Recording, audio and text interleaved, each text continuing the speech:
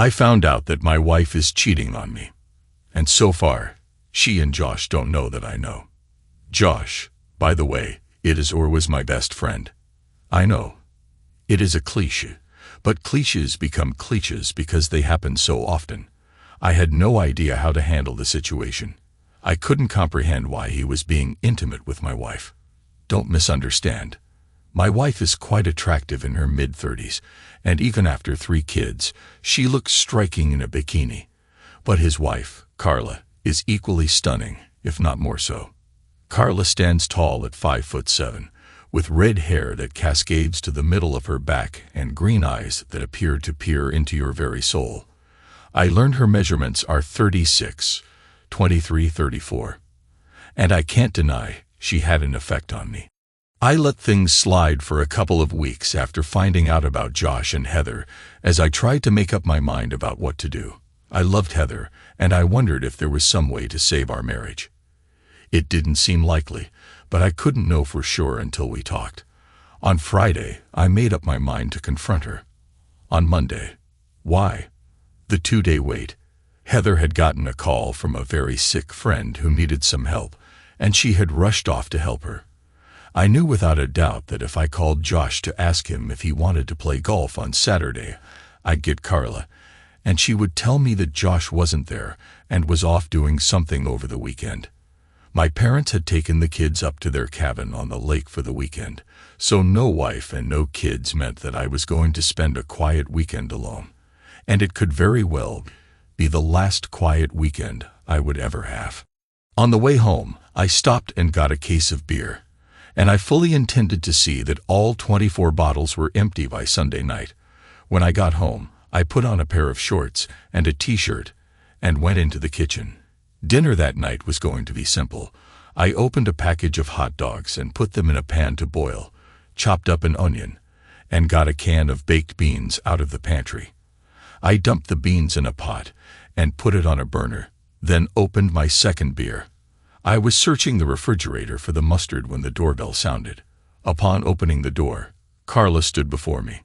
She donned a tank top, seemingly without undergarments, paired with short denim shorts and flip-flops.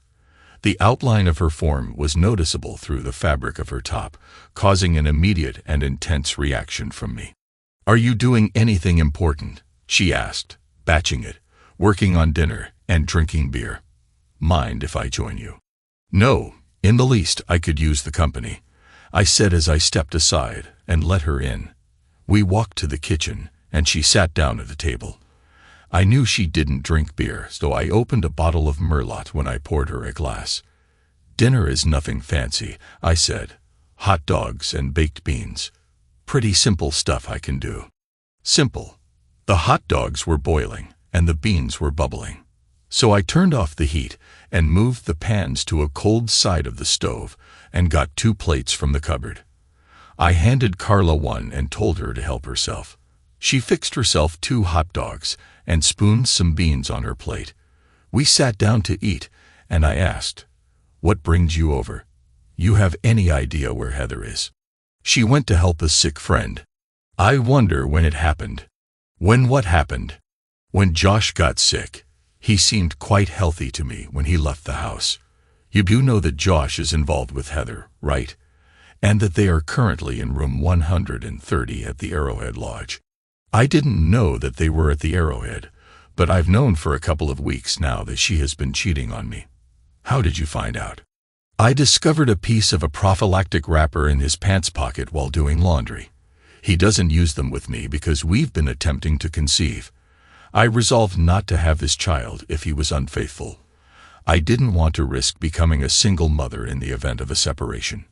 So I hired a private investigator with some inheritance from my father.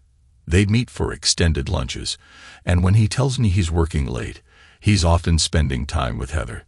"How did you learn about it?" "I was in the basement working on a bookcase I'm making. The phone rang, and I picked up the basement extension. Heather must have picked up the upstairs phone a second or so ahead of me, and I heard her say the word lover just as I put the phone to my ear. So I quietly listened while Josh told her they would have to skip their usual long lunch at the Marriott, due to an important meeting he had to attend. I got to listen to her tell him that she would miss him and that he was going to have to work hard to make it up to her the next time. You haven't done anything about it. I haven't been able to make up my mind as to what to do. I did decide this afternoon to confront her when she gets home and see where it goes from there. What are you going to do? Hopefully, I'll be doing it in a few minutes. I gave her what must have seemed to her like a confused look and said, "Do what?" She got up, came over, and sat on my lap. I've seen the way you look at me, and I know very well that if we weren't married, you would have pursued me. We might both still be married, but we don't owe Josh and Heather any more loyalty than they have shown us. She hugged me, and her hand slid up my leg beneath my shorts, reaching the edge of my underwear. I shifted to get more comfortable, and her hand moved beneath my underwear. I looked at her in amazement as she leaned in, and our lips met. She slipped her tongue into my mouth while her hand held me firmly. Caught up in the moment, I kissed her back, our tongues intertwining. She paused and said, "I'm aiming for the ultimate payback. Despite our decision to try for a baby, I've consistently found reasons to avoid intimacy during my fertile periods to be extra cautious. I visited my doctor and got a diaphragm." How much do you want to get back at Josh? Why do you ask that? It is my ultimate revenge. I am at my peak fertility right now, and my contraceptive device is in my purse. Yummy. That is exactly what I mean. Carlo was right. It would be the ultimate revenge to have Josh raising my child, believing it to be his own. I smiled and slid my hand under Carlo's tank top, confirming my suspicion that she wasn't wearing a bra as I touched her. She responded with a moan. Her lips met mine with fervor as my other hand ventured under her shorts, revealing another layer she had foregone. I gently caressed her, eliciting a moan in a whispered, "Oh yes." As I continued breaking the kiss, I said, "On Heather's side of the bed. That's where I want you. On Heather's side of the bed." She got off my lap and said, "Let's go." We both quickly disrobed when we reached the bedroom, and Carla's unclothed form was stunning. She had a feature I had only seen in men's magazines. She was completely smooth. I've already noted that Heather was attractive, but I couldn't understand why Josh would be intimate with my wife when he had someone like Carla. Carla seemed to be pondering the same thing. She gazed at my bare figure with a quizzical expression, and when I inquired about her thoughts, she said, "I just don't understand it. You're more endowed than Josh. So why would Heather want to be intimate with my husband when she has you at home? It makes no sense to me. Doesn't matter. You are here now, and for the time being, those other two people don't even exist. Take me to bed now." Heather gestured towards her side of the bed with a smile and suggested, "Let's spend time together on my side of the bed, and then we can go to my place and continue on Josh's side." "Deal," I said as she reclined on the bed. I positioned myself accordingly as she raised her legs, urging me to be with her passionately. "Can't do it. Not until I've had a taste." I kissed her smooth skin and continued until Carla cried out enough. "Make love to me." I advanced and pressed on, and our bodies joined intimately. "Oh yes," she hissed. "Fill me, love her. Fill me and embrace me tightly." I did, as the lady requested. We were engaged in a passionate encounter filled with intense sounds that echoed off the walls. She pleaded with me to continue her words, fueling my desire. I was determined to satisfy her first as Carla reached her peak. I could no longer restrain myself. I reached the climax, releasing into her. We were both sweaty and gasping for breath when I withdrew and collapsed onto the bed beside her. Carla propped herself up on an elbow and gazed down at me. "I can't believe this. I just can't believe this. Heather can have this. And she wants my husband." Her hand reached for me, and she began to caress me gently. I felt a twitch, and Carla whispered, "Good boy," showing signs of life. And that's a good thing, because we ain't even close to being done yet. "Lover." She moved down and began to caress me with her mouth. Her actions quickly revitalized my once dormant excitement. She then paused, shifted her position, and with a playful declaration of my turn to ride, she began to move rhythmically atop me. Carla and I reached a point of intense passion, and I shifted her position so that she lay on her back. Our connection deepened, and we shared a moment of peak intensity. As we rested afterwards, she said, "You aren't going to make me go home tonight, are you?" "Silly girl," I said as I pulled her to me. We fell asleep, wrapped around each other. I woke before Carla did in the morning, and as I lay there looking at her, I couldn't help but think that my actions with Josh's wife didn't make me any better than Heather. I could rationalize it by saying that Heather's infidelity released me from my vows. She did so I could write, "What's good for one is good for the other," right? Turnabout is fair play, right? But for me, the bottom line was that I had been unfaithful to my marriage. I couldn't claim the moral high ground when I confronted Heather. True, she didn't know what I had done, but I knew. I hadn't noticed that Carla was awake until she said, "You look deep in thought. What are you thinking?" I told her, and she said, "I made the same promises you did when I married Josh, so I guess that makes me unfaithful too." But I don't see it that way. Josh made the same vows as I did, and then he broke them to me. That meant we had a contract. And if we were dealing in law, if I remember correctly from my business law classes, Josh would be in breach of contract, and the contract could be declared null and void. I know marriages aren't handled that way. But it doesn't change the fact that Josh and I had a contract, and he broke that contract with me.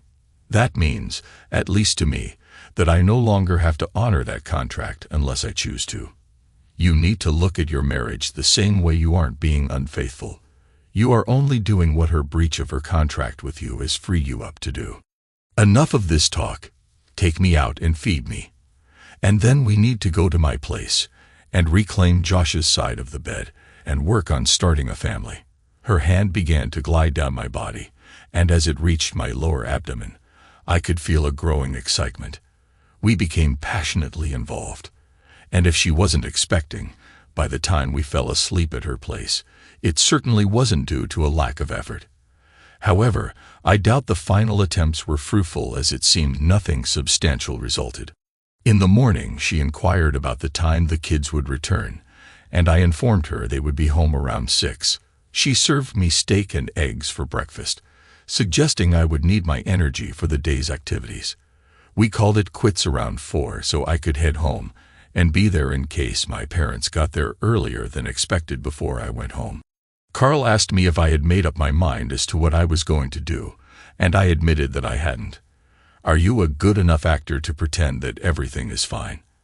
I don't know why, because, in my opinion, the best retaliation is for us to continue what we spent the weekend doing. I want to keep at it until I'm pregnant. Also, you need to consider your children. A divorce will limit your access to them, because around here the courts always award custody to the mother. You might only see them every other weekend. And that's if Heather isn't too upset with you to find some reason to prevent the visit. My advice would be to tolerate her life as usual, except that you and I would be passionately involved whenever possible. I don't know about that, Carla. Sooner or later, cheaters will get caught. If they catch us, it reduces our chance to hold the high ground in any talks we have. They got caught because of careless mistakes. You discovered Heather's secret because they foolishly used the landlines to talk. I learned about it because Josh was so negligent. He brought proof home in his pocket. We won't risk that. We will buy a couple of prepaid phones from Walmart and use them to communicate to prevent our spouses from finding them. We will store them in our work desks. We will coordinate our meetings to coincide with theirs. No, we won't be able to do that. If Heather calls and says she has to work late, I'll have to babysit. And if they are doing it on their lunch hours, we won't be able to. Because I can only rarely take long lunches. You can sometimes work late, can't you? When you do, she will need to be home to watch the kids. I play cards with some sorority sisters from college every Wednesday night, and sometimes I stop for drinks after work with my colleagues, and Josh is accustomed to that. Another thing we can do is put a tap on our phone lines so we will know what they're discussing. Are you interested? You've thought it all out, haven't you? Maybe I've missed something, but with both of us working together, I think we can cover all the bases. You're sure you want to do this? Absolutely sure. Like I told you in the beginning, I want revenge on Josh. I gave him everything I have, and he stabs me in the back. I spoiled that scoundrel rotten, and was intimately generous with him 3 and 4 times a week. And he cheats on me. No way. I'm going to let it slide. My idea of the perfect revenge is to let him raise another man's kid. And what could be sweeter than having the husband of the woman he is cheating with be the father of that child? I understand the desire for revenge and the difficulty of accepting someone else raising my child, but I'm uncertain about pretending to be a loving husband to a wife who is unfaithful. You have an incentive, my love. I do. Over the last 48 hours, you seem to thoroughly enjoy what I provided. You can have as much as you want, whenever you want, and for as long as you want. You do know that's an incredibly hard offer to refuse. I certainly hope so. And there's more. Josh wants 2 children, a boy and a girl. And I want both to have the same father. It could be even better. What if the first 2 are both girls? I know they'll want a son. Are you willing to keep trying? I am. As long as we don't get caught. We will just have to make sure that that doesn't happen. Oh, and one last thing. Can you act natural around Josh? It will be difficult not to show a knowing smile, aware that I'll be doing my utmost to start a family with him. But I believe I can manage it. I think Tuesday will be my next night to stop after work with the girls. What a coincidence. I'll be working late on Tuesday. My folks dropped the kids off at 6:30 and told me they hadn't eaten yet, so I took them to Mickey D's. I wasn't surprised when they wanted Happy Meals. After we ate, we went home and found Heather there. She asked where we had been, and when I told her, she replied in a snippy tone, "Why didn't you call me and see if I wanted to go to dinner with you? You didn't tell me when you'd be back, and you didn't call my cell to let me know you had returned." I replied in the same sharp tone. She gave me a nasty look, and then went to greet the children while Heather put the children to bed. I went online and researched how to tap a phone line using a voice-activated tape recorder. I decided to purchase 1 or 2 on my way home from work the next day. I'd buy 2 so I could tap not only my line, but also Josh's line. I'd have to call Carla to arrange it. I noticed Heather hadn't showered before coming to bed. She might have showered earlier, but perhaps she hadn't, and I wasn't interested in being intimate after someone else. I might have unknowingly accepted it before, but not this time. When Heather initiated, I claimed to have an upset stomach and suggested waiting until the next day. Monday at 3:20, my secretary informed me that Mrs. Carla Marvis wished to see me. I instructed Shelley to allow Carla to enter. Carla came in, closed the door behind her, and approached me to offer a greeting. "Too bad you have a secretary right outside your door. If she weren't there, I'd lock the door, and we could share an intimate moment right here on your desk. If you can kill 10 minutes, she goes home at 3:30. Oh wow. I was just kidding.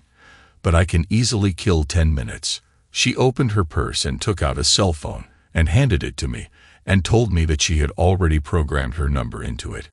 The plan for tomorrow is that at lunchtime I'm going to the Marriott to secure a room. I chose the Marriott because it requires going inside and down a hall to access the rooms, avoiding any external doors that might expose our entry. I'll call you with the room number. I'll leave work at 4:30 p.m. and head straight there. When you arrive, visit the bar and order a drink. If anyone recognizes you, they'll assume you stopped for a drink on your way home. After your drink, join me in the room where I will be waiting for you. Okay. Sounds like a plan to me. On the way home, I'm picking up what? We need to tap our phones. When would be a good time for me to come over and do it? It is already done. I went online and found out how to do it, and I already had a recorder that I could use. At that point, Shelley stuck her head in the door and said, "I'm leaving Mr. B, and I'll see you in the morning." When the door closed, Carla got up to lock the door, and when she turned back to me, I already had my pants and briefs off and was clearing the desk. Carla laughed and said, "Eager. I appreciate that quality in a man," she said as she subtly hinted at her readiness for intimacy. It was a swift, uncomplicated encounter, and we were both satisfied. As Carla was getting dressed, she said, "That will hold me till tomorrow. But you had better come to the room prepared for a long and energetic evening. Maybe you should load up on vitamins." I debated whether to clean myself before going home.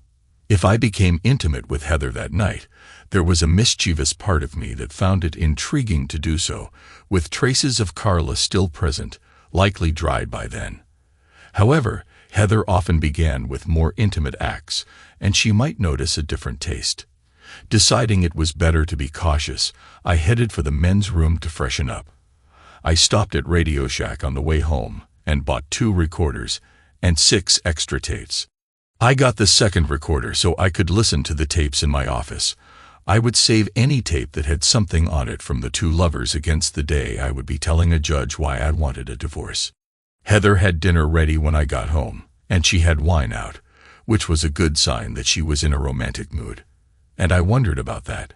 She had spent the weekend with her lover, and she comes home wanting more. Was she developing an insatiable desire, or did she just enjoy being with her unsuspecting husband after being with her lover? Maybe someday I'd find out the answer to that one. Intimacy with Heather was always satisfying, and she was open to various experiences. She was skilled in providing pleasure, though not quite as adept as Carla, and she was open to different forms of intimacy. If Carla had been truthful and not merely flattering me when she mentioned my size compared to Josh's, I was curious about what Heather found lacking in me. Perhaps one day I would find out. When dinner was over, the kids were parked in front of the electronic babysitter, and we were doing the dishes. Heather said, "You do know that you have your work cut out for you tonight, right?" "Oh, and why is that?" "You have to make up for last night." "I'll do my best." "Your best is always spectacular, my love." I wanted to say, "Then why are you with Josh?" But I kept my mouth shut while Heather read to the children. I descended into the basement, located the phone lines, entry point into the house, and installed a tap on the phone. Heather didn't leave for work until an hour after I did, and I surmise that was when she and Josh would engage in most of their conversations. I could be mistaken, though. Heather owned a cell phone, and they could potentially communicate using her work phone while she was at her job. I was betting that the call I had eavesdropped on indicated they conversed when she was at home. We were intimate 3 times that night, which was unusual for us. Typically, we engaged in such activities 3 or 4 times a week, but usually just once, though sometimes we did twice. Another curiosity to ponder. The alarm sounded just after we completed our 3rd round. We were lying beside each other when Heather said, "Have you given any thought to us having another child?" "Not really," I said, as I particularly didn't consider Josh's. "In fact, I've been considering getting a vasectomy, so you could stop taking birth control pills, and we could still be safe. Why wouldn't you want another?" We had Mike and Anna so soon after our wedding that we never had a chance to go places and do things. As it sits now, we will still be young enough to do some things when Mike and Anna strike out on their own. More kids would prevent that.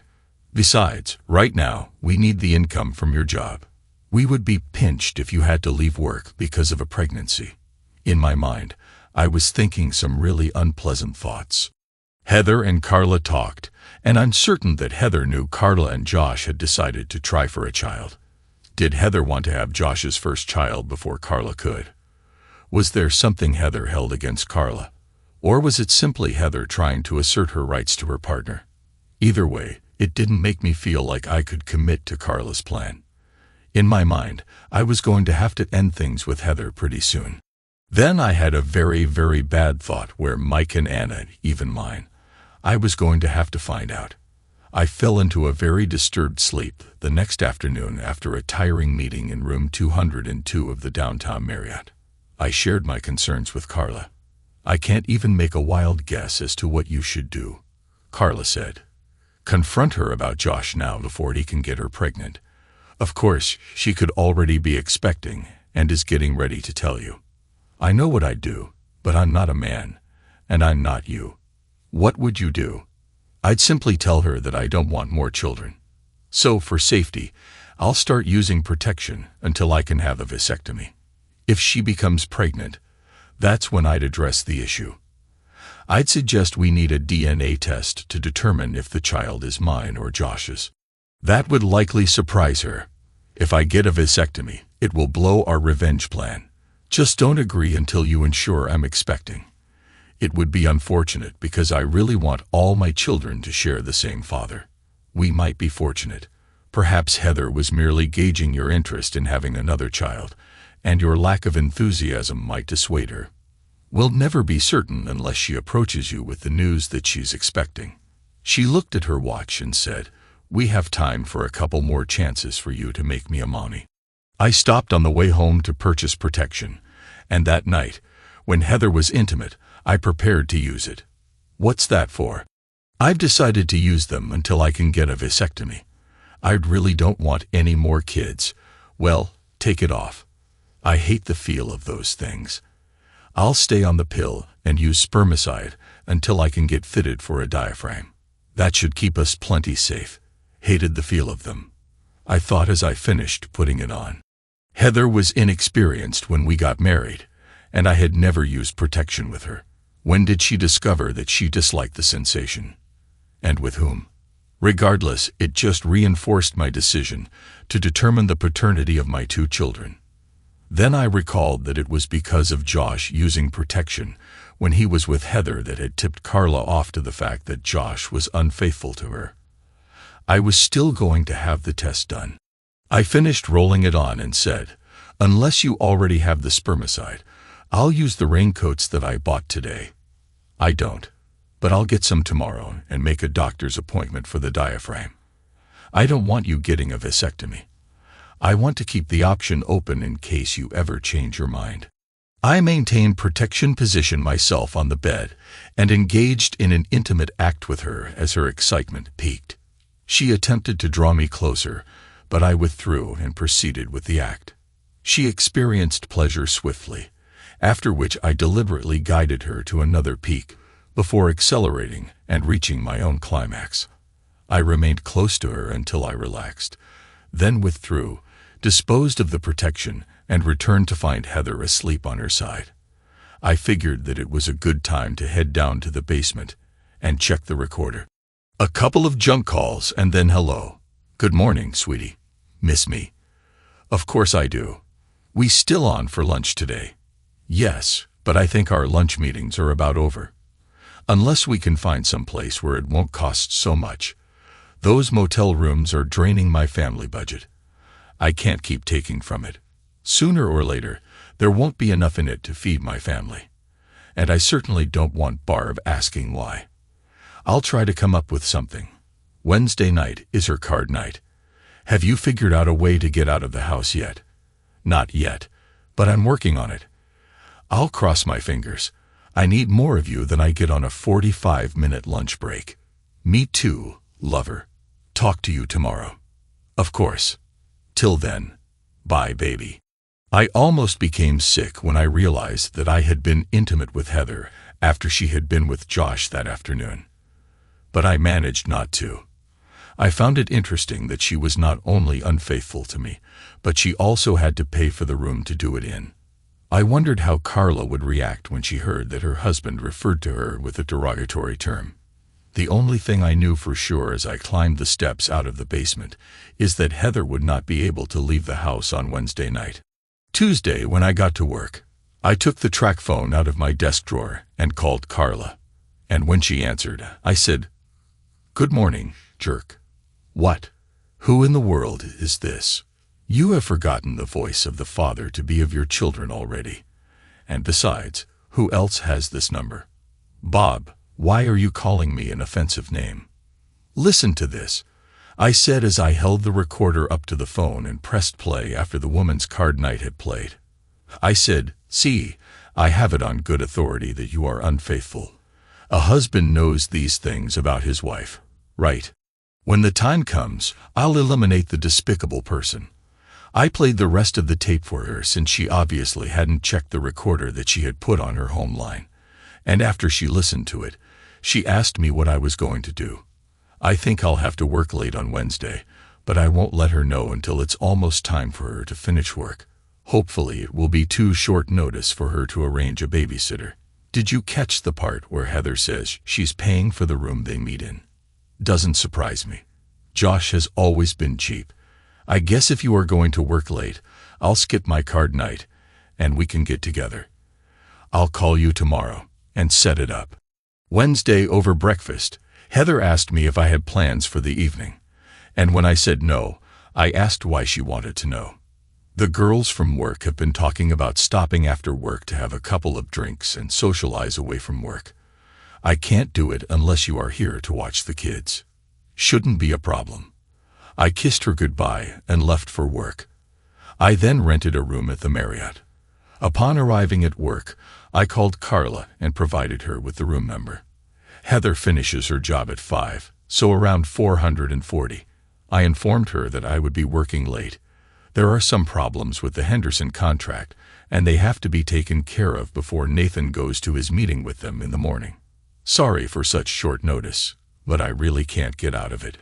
I may be really late, so don't wait up for me. Love you. I was worn out after my time in room 333, and Heather was asleep when I arrived home. If she had been awake and in the mood, I doubt I would have had the energy for intimacy.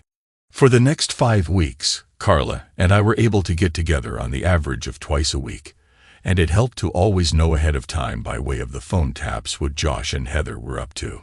It was during that 5th week that Carla said, "Congratulations, Daddy. How about passionately embracing the mother of your child? How does Josh feel about it? He doesn't know yet. I needed to tell the baby's father first.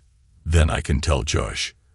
You know, I said the one thing we haven't done that they have is go off for a weekend together. I think we owe it to ourselves to have one to celebrate your pregnancy. We just need to do it without the two of them putting 2 and 2 together and coming up with the right answer. Funny that you should bring that up at this exact time.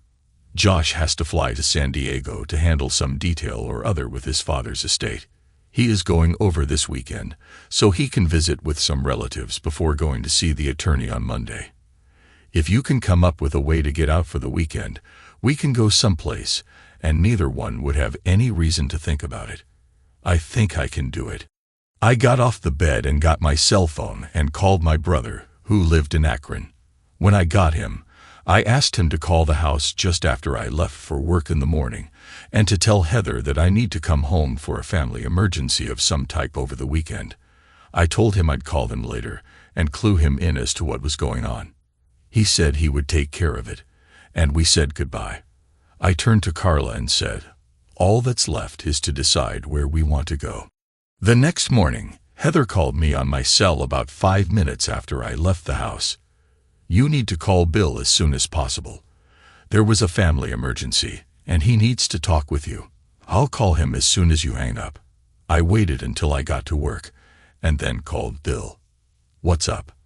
I explained the situation to him, and he assured me that I could rely on his help whenever I needed it. I trusted him because he despised unfaithful individuals.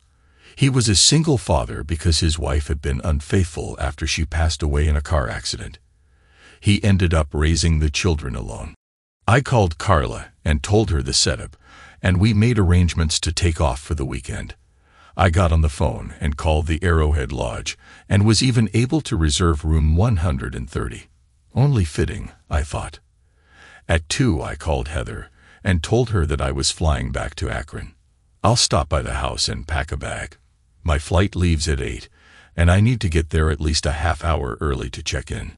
I hate to sound selfish, but I do hope that you aren't a match. I need you to have all your parts to ensure we make it all the way to old age together. Darn, Heather, the way you say that makes me think you might actually love me. There better not be any doubt in your mind about it, Buster. Not even a smidgen. If you only knew," I thought as I said goodbye and hung up the phone. When I arrived home, Heather was waiting for me in what she referred to as her alluring outfit. She was unclothed with only high heels on. "Do you have time to give me something to tide me over until you return?" Since I didn't need to rush to catch a non-existent flight, I said I had the time. Heather was lying on the bed. And as I dressed, she said on the phone, "You almost sounded like you doubted that I love you." "Just kidding, babe. I know full well how much you love me. You show me just how much every time you are intimate with Josh. I don't want you to ever doubt it, lover. Not ever." The weekend with Carlo was exhausting. Spend time together intimately and go to bed. Wake up in the morning, spend more intimate time, and then go to breakfast. Return to the room and continue our intimacy until lunchtime. Eat, and then return to the room for more intimate moments. Go out and sit by the pool for a while, then return to the room for intimacy. Go out to dinner, enjoy a few drinks and dance a little, and then return to the room for more intimate time. Repeat the next day, and then once more. When we woke up Monday morning, we promised each other that we would do it again, and then headed home. Heather was at work when I got home, so I went to the basement and checked the recorder. The first call on Friday morning was Bill. A couple of minutes after she hung up on Bill, she got a call from Josh. "You figure out a way to get loose for the weekend. I'd love to spend a couple of uninterrupted days with you." "No, Josh, I haven't been able to think of a way. And the truth of the matter is that I don't want to come up with a way." "What's the matter? Why not?" "The guilt over what I've been doing has finally caught up with me. I love Bob, and he deserves better than to have a cheating wife. The next time we got together, I was going to tell you that it was over. I need to devote myself to Bob." "Oh, come on, Heather. You've been intimate with me for almost a year. How could you do that if you love him as much as you say?" "First, I need to correct something you just said. I've never been intimate with you in a loving way. I've had a physical relationship with you, but never made love with you. The only man I'm intimate with in that way is Bob." "Nonsense, Heather. You never showered before we left the motel rooms. I keep a travel bag at work with all the essentials for personal hygiene. Bob has never detected even a hint of your presence." "No, Josh, I'm ending this before we get discovered. I love Bob, and I don't want to lose him. Be content that you managed to sway me when I was inebriated at that first time. Maybe so, but you weren't drunk all the other times. Depends on what you mean by drunk. I was intoxicated with the excitement I got from being with Bob after you and I were intimate. I wanted to see if the thrill would be there if I was sober. So I let you and I be together a second time, and it was. That is the only reason," I continued. "We've managed to keep it a secret for a little over a year, but I've come to realize that the feeling I get from going to Bob after being with you isn't worth the risk of losing him if we got caught. Enjoy your time in California, Josh. And when you return, don't contact me. Goodbye." Interesting. I thought as I pulled the tape and inserted a fresh one. I unpacked and headed to work around 11. I called Carla, and when I said hi, she said, "Miss me already? You know it's attractive. I have something I want you to hear. If it is Friday's phone conversation, I've already heard it." It seemed she came to her senses and recognized she could lose you.